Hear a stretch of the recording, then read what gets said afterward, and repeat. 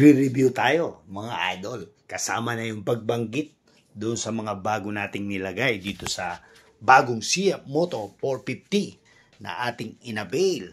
Siyempre, pag tayo nagmotor, ako kasi gusto ko yung mas pogi or yung mapapogi ko para kompleto. Pag ginagamit mo, di ba? Ang sarap tingnan. Sabay rides ng konti. Man! Tinig lang ako, parang may naamoy lang ako, nakakapit dito sa bago natin install na sinigurado ko lang mga idol. May safety ka nga, speed plate stock ka rin, ito lang nilagay natin para sa radiator at ayun, para po sa mga dinilang rest. Ito dito tayo sa isang sikat na motor accessories habang tayo nagre-review kamukha nito. Crash bag mga idol, nasa 8 liters yon. Then crash guard at yung ating ilaw na nilagay.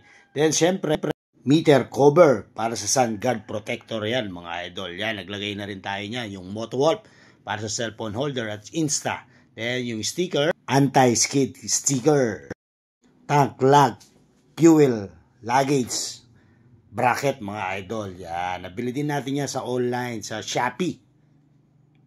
Kita nyo, tibay yan. Nakalock doon sa mismong gas tank nyo. Side box bracket for 50 MT. Ito naman, yan yung plate nung alloy box ko na 45 liters. Yung iba kasi bumibili pa. Ako ginawa ko, binutasan ko, kinunek ko doon sa stock ng bracket.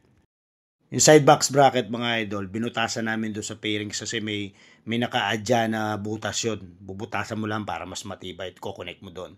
Then yan pa. Brake fluid cover naman yan. Yan. Siyempre, sa Shopee din natin nabili yan. Yung side back ulit, ulitin ko yung the other side. Then yung bracket, nilagyan ko na rin ng aming, siyempre, lalagyan ng mga Insta ko. Ito yung ilaw na to, galing to sa shop ko mga idol.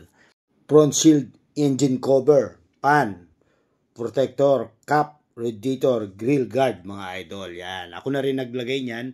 Tapos napakasimple lang. Plug and play lang alos yan.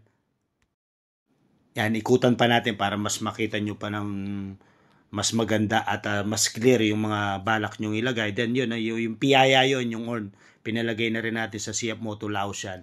Then yan yung bukabuhan niya. Kung meron kayong idadagdag, nasa sa inyo na yun. Pero ako, as of now, parang mas gusto ko muna na ganyan. Then yung tinuro ko na bag, yun yung stock ko dati sa big bike ko. Hindi ko sinama nung binenta ko. Yan, ang ganda ng sticker niya. Protection yun para sa legs mo. No, to. Pag nakalagay na nga pala mga idol, ganyan na yung tsura niya. Yun o, ilalagay mo lang doon. Kukonek mo lang doon sa tornilyo. Yan. O.